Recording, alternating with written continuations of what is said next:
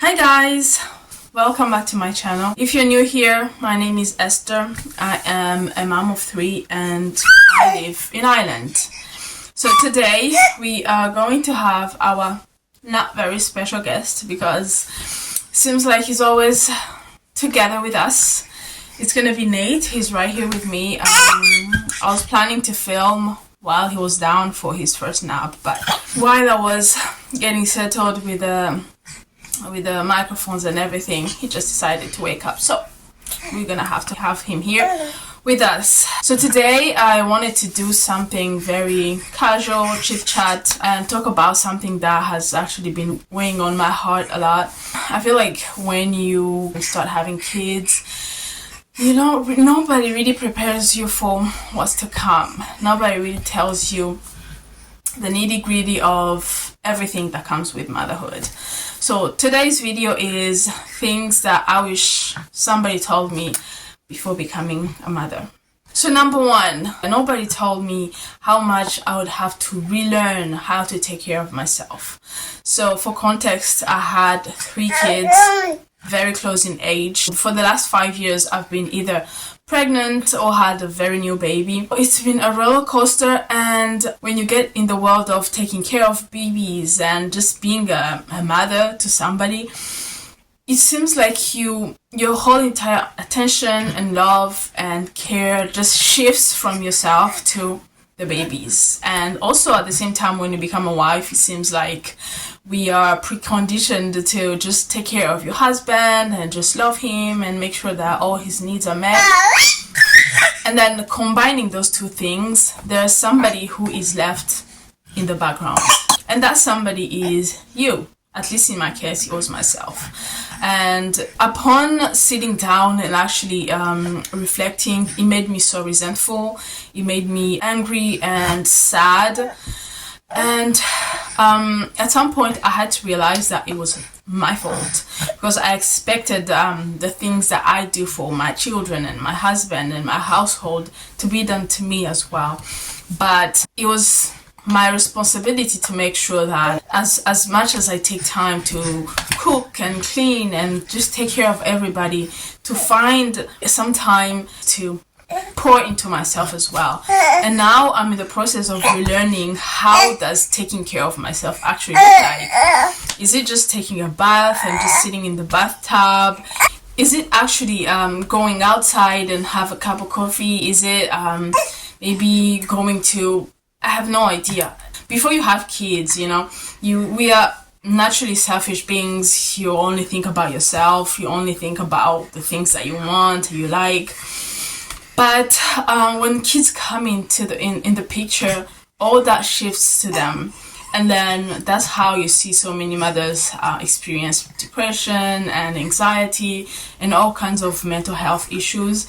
And I truly believe from the bottom of my heart that it comes from just completely forgetting ourselves. So nobody told me that I would have to relearn now to insert myself into my daily routines. Point number 2, the loneliness that comes with motherhood. At least in my case, I have been a stay-at-home mom for all these years, 5 years almost. And I became a stay-at-home mom very soon after I got here from my country. So I didn't really have family, I didn't have friends, it was just my husband and a few people that we know. And the loneliness that comes with motherhood, nobody prepares you for. Especially in these countries, Western countries, I feel like there's a lot of disconnection between people. Back home, I feel like our countries are more community-based. People really, really rally around each other every single time something happens to somebody. And I was used to that. That's where I grew up. That's how I was raised. So it was some kind of a culture shock for me when I gave birth to 1, 2, 3 kids, and there was not really much of a community. People try their best, honestly, but you can see how people are just so busy. People have kids, they have jobs, they have so many responsibilities that it's so much harder for people to have community. So as a mother, And as the weather here it's mostly rainy and cold, oh my god, the days they spend indoors are, I was not prepared for that, to say the least. If you have family and friends around you, honestly treasure that and cherish it, because so many of us would do everything and anything to have that kind of community around us, especially when you have young children. Number 3, nobody tells you how much you have as a mother to sacrifice in comparison to your spouse.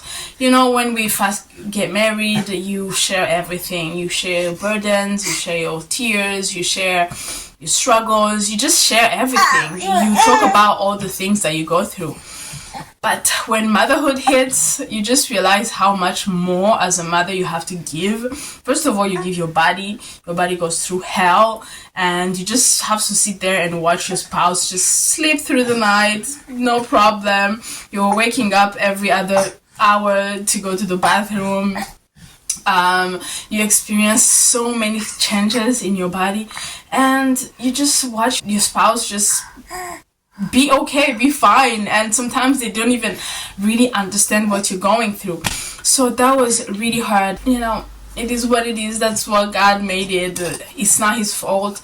But I remember feeling so sad, like, why can't we share this part as well? And at the same time, after you even go through the grueling part of giving birth, and then now you have to wake up every night to breastfeed. You have stitches, you have postpartum hormones going on. It's just too much. So nobody prepared me for how much I would have to sacrifice in terms of like parenthood and motherhood in comparison to my husband. And honestly, if you're not careful, it can breed bitterness and sadness, but it is what it is. It's not his fault. Number 4, nobody prepares you for how crazy postpartum actually is. I don't think people talk about this enough, in my opinion, because when you're still pregnant, you go to the midwives very regularly. They check everything, you are supported.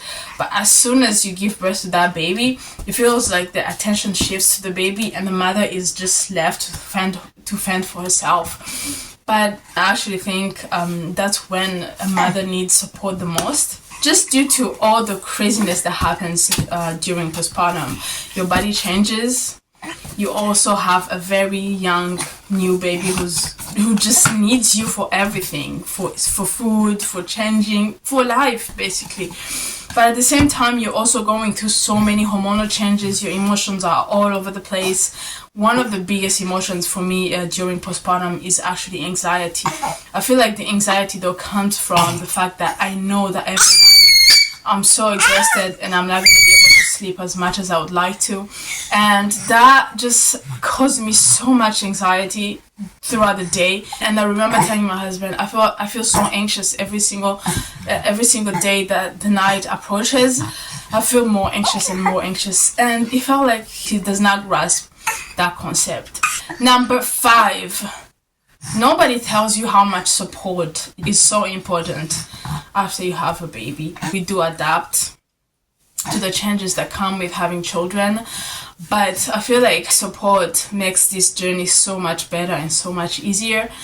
But you know, it's a luxury that so many people don't have, especially in these countries. As I said before, in my country, honestly, people rally around each other, and at the same time, life is still easier there. You can hire help. I remember I grew up with housemaids my whole entire life. My mom had 8 children and she was a working mom. So support is very important. If you have support, honestly, just be grateful, because not having support makes things so much harder. Number 6. Driving. Nobody tells you how much having a driving license and being able to drive is so important when you start having children. I came here, I didn't know how to drive. I didn't have a driving license. I was 22 when I got married and came here. And I had been in boarding school for so many years before that. So I didn't have time to learn how to drive and get a driving license. And honestly, I always tell my husband that this is probably one of my biggest regrets. If you are planning to move to another country, to join your spouse, or whatever, if you're planning to have kids all together, please learn how to drive. Get yourself a driving license. It's so hard to get driving licenses in these European countries. Not only is it very expensive, but also it takes so much time, so much practice to be able to get the driving license. Number 7, nobody tells you how much being a mother is so overstimulating, you know? Just picture this. You wake up in the morning, somebody needs you 24/7 for everything.